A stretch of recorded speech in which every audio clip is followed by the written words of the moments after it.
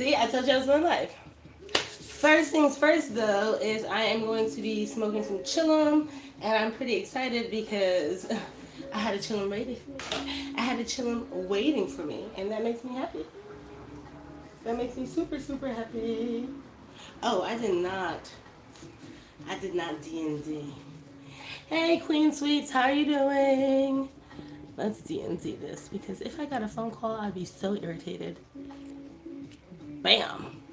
Bam. Like I said, I'm going to smoke some chillum first. This chillum was waiting for me. I have a little piece of hash that was my little test to see whether this is going to melt. It would really suck to do a whole life and then it didn't melt. That would really be kind of terrible. You know, so let's take this little chillum. Let's hit this chillum first. Put this hash on top. I generally like to integrate the hash better into the flour because, well, actually I know that this hash actually is going to burn pretty fine. What happens if you have really, really good full melt and you just put it on top of the flour, it just really just sinks to the bottom of the chillum. You don't get any of that great experience. So now that I have something that's slightly flawed, you know, this is perhaps a 4-star chillum, a 4-star temple ball, it will hold fire a little bit longer. So while it's not the highest in quality, it is going to work better for me for this. So let's hit this chillum first, and then we are going to press the simple bowl. It's not going to be an extraordinarily large simple bowl. It's only like 8 grams. But you know, teaching, quality is quality. teaching, quality, quality. All right, here we go.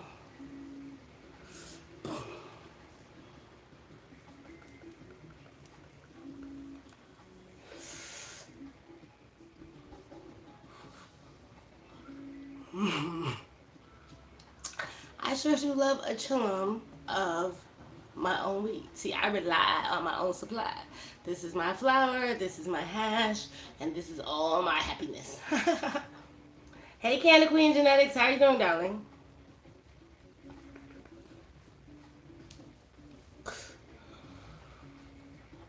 Just a couple more puffs, and I'm gonna set this the water on, and then I'll be ready to press. I'll give you an idea of what I'm pressing.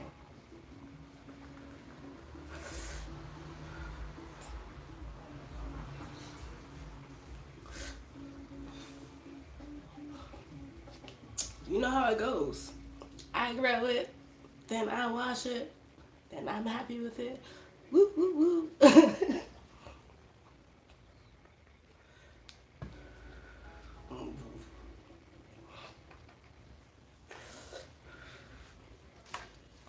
Alright, let's jump to this. Let me get the water going. Change my gloves. One thing about hash, we're always changing gloves. Let's get this water snapping. Alright. I'm in extraordinarily good mood because, for one, I set my steel pans up today. What is that noise? Oh, that's the water boiling. I just freaked out what is that noise? That's the water boiling. You're stoked for this year? You used my temple balls to make your first temple ball? Congratulations! I'm doing a live on YouTube also, so that's why I'm looking this other direction. I love when, people have taken some instruction that I've given and turned into their own thing. You know what I'm saying? I love that. What I don't love is that these gloves are not coming on real easy. I'm dying. Yeah. So what are you growing, homie? What are you growing? Anybody else growing their own thing? Besides, of course, Candy Queen Genetics. I know that she's always growing her own. This woman is growing hemp. She's growing, she used to grow some other things. And her flower, her seeds are quite nice too. Come on, gloves. I'm dying here. Makes me feel like I shouldn't have taken off those other gloves. And I don't have any powder. Dang.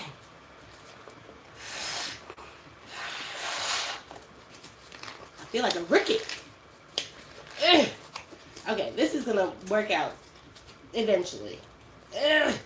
Dying here. Or maybe all that working out I've been doing, I went to the gym 3 times this week. Maybe all that working out has made my fingers just meaty. Beefcake, okay?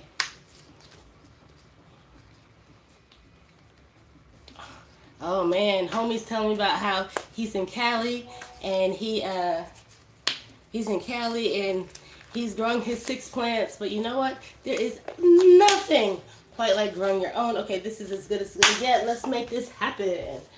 All right. Water, water bottle, straight water bottle. Frenchie used to use a wine bottle. I like the straight water bottle. I really use my Voss. I can't find the Voss. I did a class in Barcelona or outside of Barcelona this year while I was in Spain, and I don't know where my bottle is, and I really hope that it's in my luggage somewhere because I've been using that same bottle for 9 years. I used to use a giant Voss bottle. Now I use a smaller one, and as you can see, I hold on to stuff. So I've been using the same bottle for 9 years. You know what I'm saying? All right. I don't want to get overzealous with pouring this water. This water is boiling hot, but by the time I show you the hash and then set it up, it's going to come down to like maybe 180 degrees. If I had been thinking ahead, I would have had my temperature gun. Again, the same temperature gun I've been using since 2014. I really hold on to stuff. I would be using my temperature gun. But at this point, I've been used to, pressing hash for so long, and I'm used to the heat and all that. So I don't even really feel it as much. And I always know when my belt is not going to press anymore. All right, bet. Okay? So this is what we're working with. I just have it on this aluminum tin. All right, do you see the resin? This is what we're working with. Both of them are 73 to 159 micron. As I mentioned before, this is not full melt. This is even close to full melt. This is maybe 4.5 at best. When I did the fire test, it bubbled really nicely, so that's always good. But bubbling is not enough. It has to bubble and not char. That's the issue. Bubble and not char. If it bubbles and then chars eventually, and then eventually I'm talking about in 5 to 6 seconds if it chars, that means that there's some contaminant. That means that the cuticles were too thick. That means it was some stalky hash. Whatever it means it wasn't fantastic. And therefore, you're not going to get 5-star. You're definitely not going to get 6-star. Okay? But the fact that I was able to press the resin with my hand, I did that earlier, and that was actually the hash that was on top of that chillum.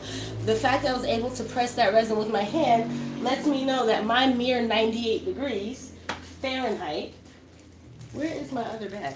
My mere 98 degrees was more than enough. Oh, here it is. It was more than enough. And so I know that's going to be, okay, I am just like,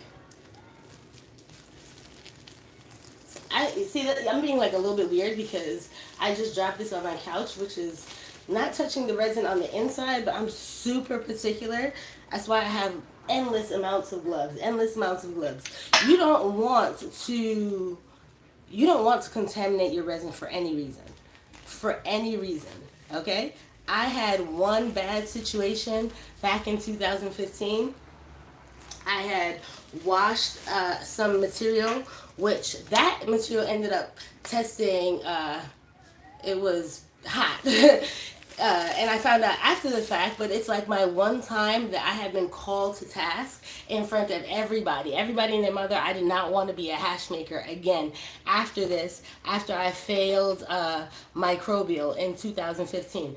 After that, I became so particular, and that's good because when I wanted to sell hash to BPG, back when you could sell hash in the medical market, I passed all the time, and BPG did not allow, like there was no allowable parts per million of contamination. BPG was like, if it doesn't have 0, it's not going to come here. You can't hear me? BB Stay Fresh can't hear me? Can you hear me, Yan?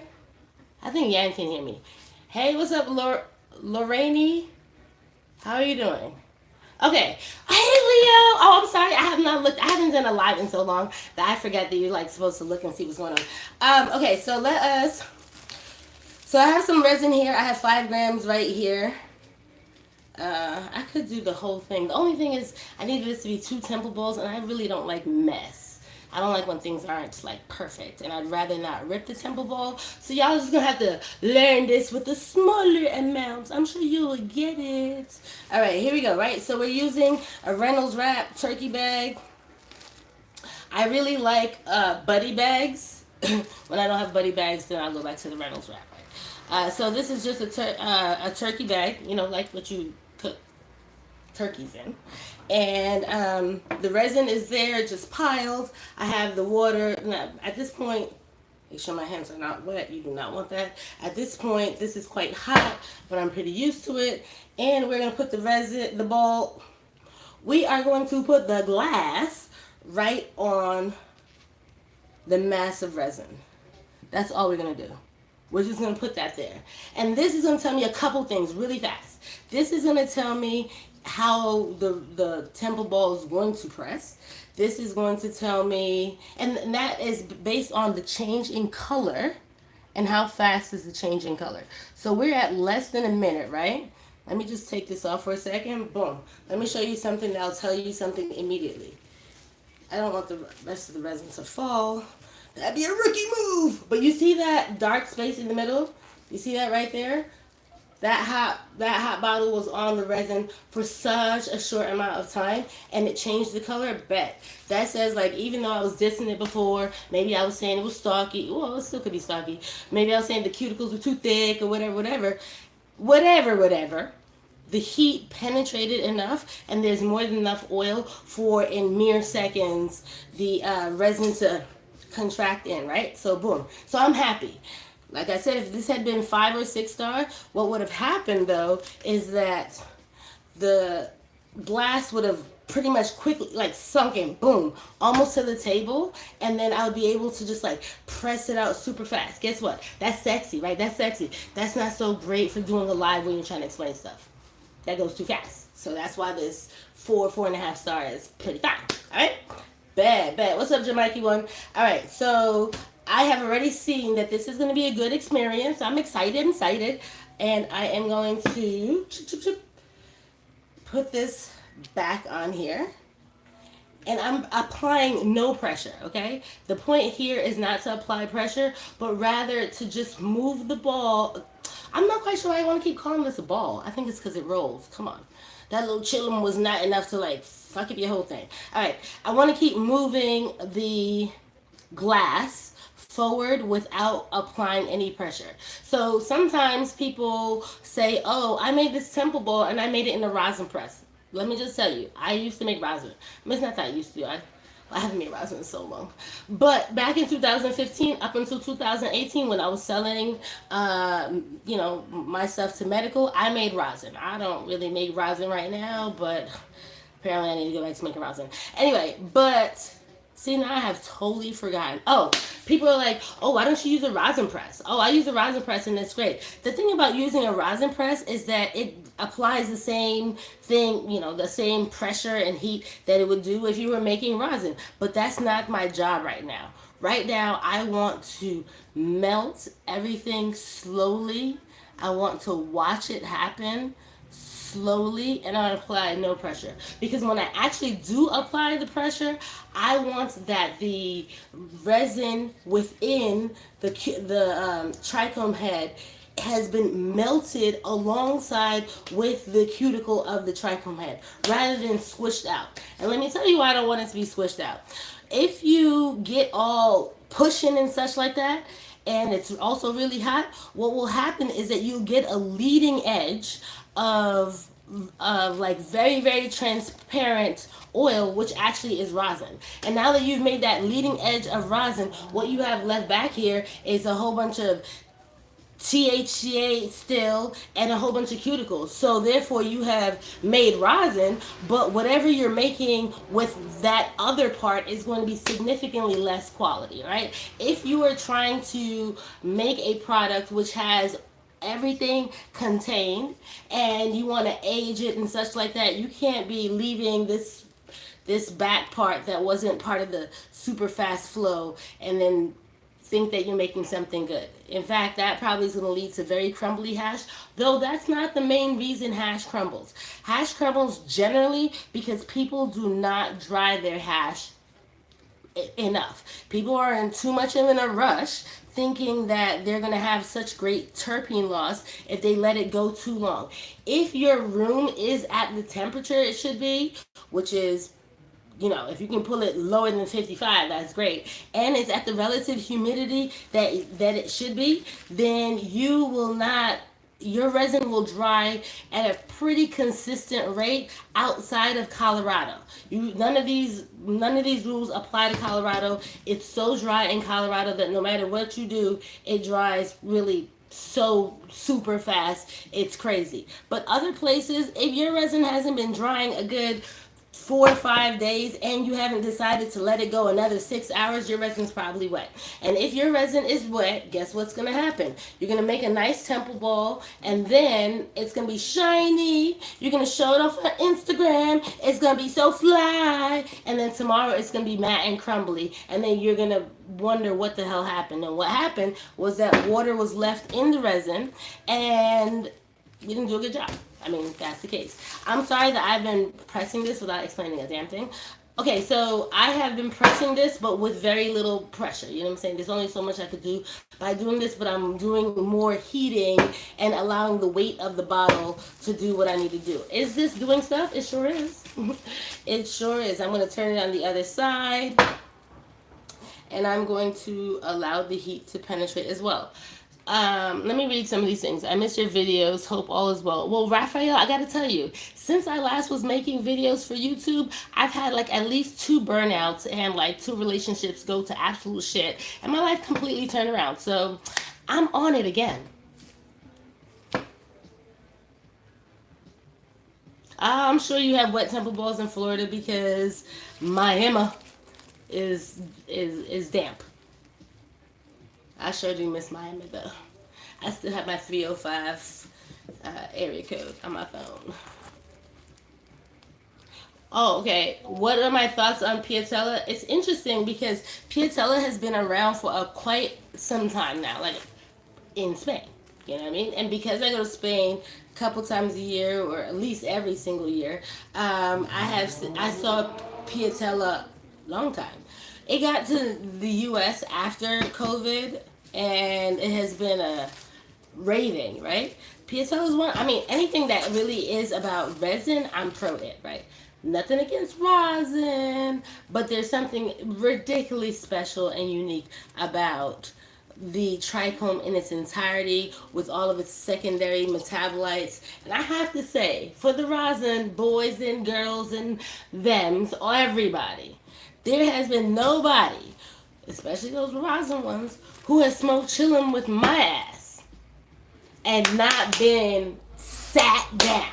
I mean, sat down. I can take good 7, 8, and 9 rosin dabs. You take 2 good full melt hash dabs. Oh my gosh. There's nothing like that. And since I'm smoking hash for effect, that is what matters to me. Alright, so what has happened now is that I have pressed this, not even pressed this, I have allowed heat to penetrate for a little while, and really just jab it to y'all. Alright, now I will want to show you some things. I'm going to show the YouTubes first. You see that lighter edge on the outside there, and then there's this like darker mass. That lighter edge, you don't want it to, this is like almost as flat as it can get, and you don't want it to get flatter than that, because then you'll have that leading edge of oil that I talked about before. Okay, on this side. Ta-ta. Okay, we're going for, we want to have as transparent as possible. You can see that my edges are more transparent than the middle. This has not really been pressed. Really all that has happened is heat has penetrated it, and we're about to press the hash now. Okay, we're about to press the hash now. So it's pretty flat, and when it's flat, it's not as easy to, it's interesting. You would think because you have more surface area, you can get to it. But it's like you can't really apply the pressure you want to apply on it. So I'm just gonna open this up. Makes a nice, easy shoop noise. Shoop. All right. So you use a big piece of resin to clean up your bag because big pieces of resin clean up small pieces of resin. All right, back. Boop, doop, doop, doop. All right, let's move this out the way. This is the resin now. So we saw it started, since we still have some of it here. It started like this, but I really need to just turn that downward. It started like this, and now we're here. Sometimes people make the mistake of getting to here and thinking that because the resin is pliable to some degree, that means you start making the temple ball. This is going to make trash temple balls. This is not, the fact that like I can touch this and there's no real stickiness or whatever lets me know that this is pretty much sealed off. So if you start closing this, you can have huge air gaps. It won't seem huge to you, but it'll be huge for the idea of air, because air gets into anything. You'll have huge air gaps, and the resin is not in any way going to be able to mature at the same rate and in the same condition because of those air gaps. And then there ends up being discrete parts of the temple ball. You want the temple ball to be in its wholeness, all right? So this is pliable, but this is not near what I need it to be. If I was pressing this on my own, I would have been finished by now, but I am, again, japping. All right, bet. I am going to fold it into this crude amount of nothing. There's nothing particular about that, but just like a little stump. And then, because it's in this little stump thing, I have a tendency, I just put the bottom side down and allow that weight to push down. All right, let me just add a little to that, right? So I'm not pushing hard. For one, this is glass on glass. So you push hard and you have a problem, that's going to be whack. So I assure you that's going to be, And we have made it to the glass. So that's going to give me a nice rounded, all right, I can see from now. See, you see that shine? You see that shine. All right. Everything about making hash is about looking at all different parts of the situation. Like when we're actually washing, and let's say you're washing with ice, so you're not using a jacketed machine or whatever, but you're actually using ice, it's the sound that the ice makes as the water is tumbling, whether you're using a machine or you're doing it by hand, that lets you know the rate at which your ice is melting combined with the ambient temperature, and lets you know if you should make more ice or if your ice is melting just to the place where you're already, like where you want it to be, between 32 and 33 degrees, and it's going to be all good. Because remember, we don't need ice to make hash. We need ice to keep the water cold. That's why we can make hash just fine in jacketed machines with no ice. All right? Bet. So let me turn this over. I better actually move fast, because one thing I don't want to do, and sometimes people are taking too long, they end up having to reheat. And the problem with reheating, and the problem with allowing your resin to get hot and then contract, it's just like chocolate. Chocolate gets tempered by being heated and then allowing to cool, and heated and allowing to cool. If you do that too many times, and I really like to, first of all, my resin's, this one's going to get a little bit, who knows what, because it did get a little bit colder. But I'm making my temple balls consistently in 11 minutes or less. Consistently, right? Usually around 7 minutes. And we've been going for 24 minutes. Usually around 7 minutes. Because I want my resin, I want to be in, out. I don't want to expose the hash to unnecessary heat. Right now, just so that you know, I am applying some pressure, but think about how much pressure could this possibly be that, I'm pressing with 2 fingers. I do happen to have hot hands, so there's that, but I am pressing it with 2 fingers, right? So keep that in mind. I was killing the machines today at the gym, though, so I don't know. I'm giving you all kinds of confusing stuff. All right, you see it's gotten just a little bit bigger, and it's still quite shiny. When your resin is wet and you're making a temple ball and you're doing this process, and the the resin in a way doesn't stick to the plastic. It doesn't make that nice shiny plasticky look itself. That's one of the things that you can know when the edges are crumbly, like cookies that are still moist, you know, before you actually put them in the oven.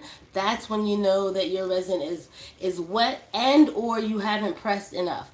You will, it's not ever one thing, so you can't take a blanket statement, but rather you have to take all the variables at hand. So let's say it has cookie cutter edges but it's shiny, like really shiny. All that means is you haven't pressed it enough. It has cookie crumble edges, but it's like just matte and it looks a little like sand, a bit like wet sand. That means that your resin is wet. Everything in tandem, right? Nothing just being like, if it's this is this. Everything, you have to take all kinds of things into consideration, and that will make a good bit of hash. So this, okay, I'm recognizing I'm pressing significantly harder, and this is hot as hell. Hot as hell. But look at where we're going. Notice this edge and it being more transparent. Notice this edge and being more transparent. And I really want to bring this home. The resin. Oh, other things. Okay. I am pressing on the resin with my thumbs and see the indentations. Like, all of these things give you an idea. All of these things give you an idea of the softness of the resin and the readiness of the resin, right? So we're not only going based on the look, we're going based on the feel. We're going based on how hot the water still is, how much time has passed, how much pressure have you put in it. This says to me, with my little over 10 years of knowledge, this says to me that I'm going to pull it out one more time, and I'm not going to be able to stop. Like, this is a forward movement thing. So I'm going to tell you, I am going to pull it out one more time. I'm going to fold it up one more time. I'm going to put it back in the plastic. I'm going to roll it to its flattest, and then I'm going to pull it off, and then I'm going to start cubing. I do that for about like 20 seconds, so I'll be able to talk at that time, and then I'm going to roll the temper ball and it's going to be done, right? So I'm not going to be able to do this like, oh, look, because it's going to get cold and that's going to make shitty temper balls, and then I wouldn't be the dank Dutch if I was making shitty temper balls. Alright, bet. Here we go. So I said I was going to take this out, and I apologize I talk so fast because I'm apologizing, and I'm from New York. I'm from Brooklyn, specifically grew up in the 80s, and we talk fast. What's up, raccoons? How are you? All right, so like I said, I'm going to just do this and then boom, right? So just to show you the shininess, remember I talked to you about the plasticky look.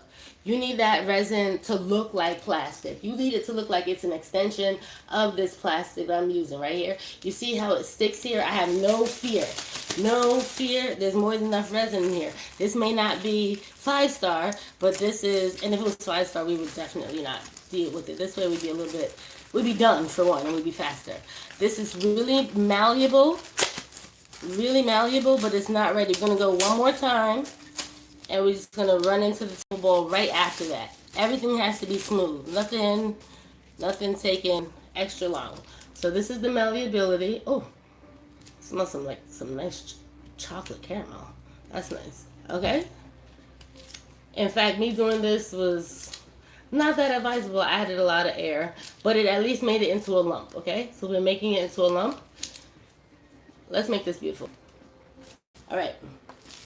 Let me help you out, because I know you can't see YouTube. You're like a little bit weird. There. Let me turn it down a little bit. You're only going to see my neck, YouTube, but at least you're going to see the freaking what I'm doing. All right, here we go. So I got this plastic here. It's heat, it's hot, it's ready. I'm going to warm my hands a little bit. That was warming my hands a lot. All right, here we go. All right. Very softly for me, I'm allowing the heat to penetrate again. If you push too intensely, the plastic is going to shear. And nothing's going to happen to the hash, but that's just an indication that you're getting too hot-headed, too fast about it, all right? So we're just going to go. This is not pressure. I got up so I can see the resin. Yeah. Now I have a little bit. I did say I wasn't gonna stop, but look real fast. I have a little shearing right here. Okay, see how it's smooth right here, but then up here it's like mad wrinkled. Like I was just getting too excited. I mean, it's not really bad shearing, but that is me getting too excited. And for me, oh, that's because I can't really see it. Now you can see it. See how wrinkled that is? It's looking like elephant legs. All right, that's not a good sign of craftsmanship. So I'm going a little bit too fast. I'm gonna slow down just a second. All I did was turn it 90 degrees. The resin really wants to go. You can feel it. It wants to go, so you don't rush it.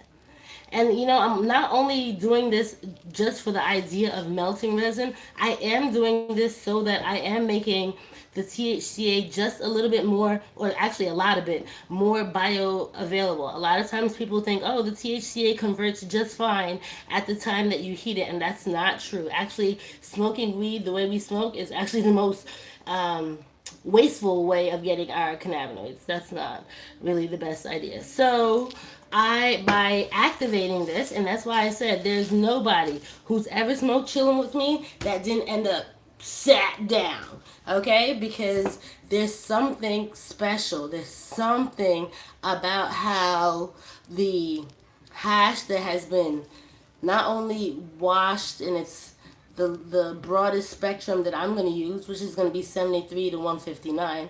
I'm not going to get that 45 in there because I do care about the melt, and the 45 often does not allow it to melt the way I want it to melt, and it also muddies the taste sometimes quite a bit. I might be wanting to smoke mainly for effect, but I also want that shit to be dank.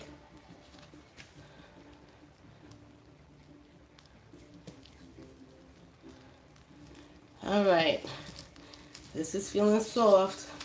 I think we're about to cube this baby. Let me make it nice. I'm gonna be like the most aggressive that I have been the whole time right now. I just want to make sure those edges are so smooth. So smooth. So smooth that this is gonna make the easiest temple ball.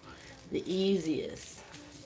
Even easier than when you make a 5 and 6 star, mainly because they are so pure that they don't hold any shape. And so handling them as a ball is kind of impractical. But still good, you know what I'm saying? I'm not hating on 5 or 6 star by any means. We're not hating on that. Alright, I think we are ready. Woo! Yeah, I think we're ready. Oh yeah, I think we're ready. Here we go. Here we go.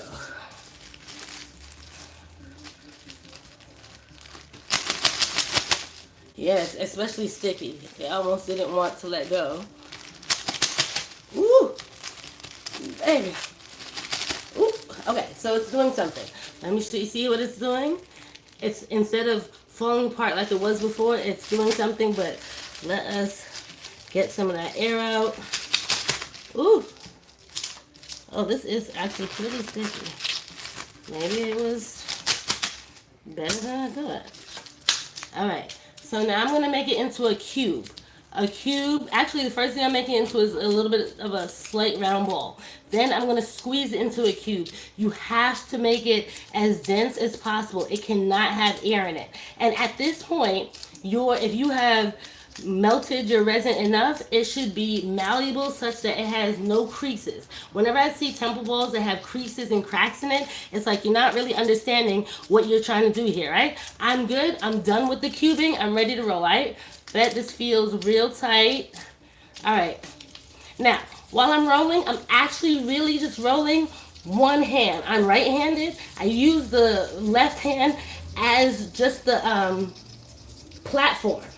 And I'm not spending time looking at the ball. You don't want to stop rolling. You want to use your palms and understand what the ball is saying just from using the palms. And when you get to the end, like now, you can look at it and then be done. And you see how that shine is starting to come out immediately? You see how that shine is starting to come out immediately? You see how that's like, ooh, isn't that nice? Boom, boom. You see that? And that is how you make a perfectly spherical, not a single crack, not a single crease temple ball. I hope this has been good. You know what I'm gonna do? I'm gonna put this temple ball down. I'm gonna smoke a little bit, chill 'em, and then I'm gonna bid you adieu. All right, bet. One, and it's getting a good snail foot. A snail foot is like when the temple ball. So maybe it was better than 4 star. Maybe it's 4.5 star. When the temple ball is warm, after it's been made, it is a ball, but resin wants to stick to things. And when resin is nice and oily, that for one, the temple ball will immediately start to squash downward a little bit so it becomes flat. And the place where it contacts the glove, your hand, whatever, gets a nice, fat, juicy snail foot, which allows me to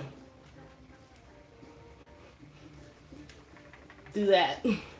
Because it's resin, and when you grow your own, when you rely on your own supply, you'll never be unhappy.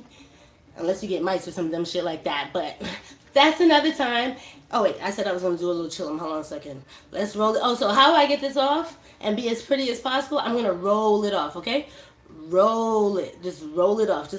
Everything's about being smooth, so we're just gonna roll it off, and hopefully it will land on the flat side. So we're gonna roll it off. And no, it landed on the bottom, on the head. Turn. But I saved it. But I saved it. There's that little chillum. I mean, there's that little. I obviously want to chillum because that's what I'm deep in. There's that little temple ball. Let me hit this chillum. One time for the road. One time for the road. And this other resin here that I said I was gonna press, I'll press that after in like 10 minutes. And like, it has been a pleasure. If you got something to smoke, by all means light it up. And here we go. Boom.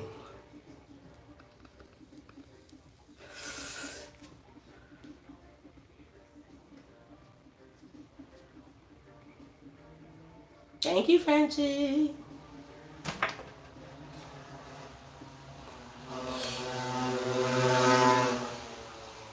Like I said, it's been a pleasure, and I should do more of these lives. It has been a pleasure being here. It's been a pleasure being here. It's my first time being here. I don't come on here enough. And thank you. Bye.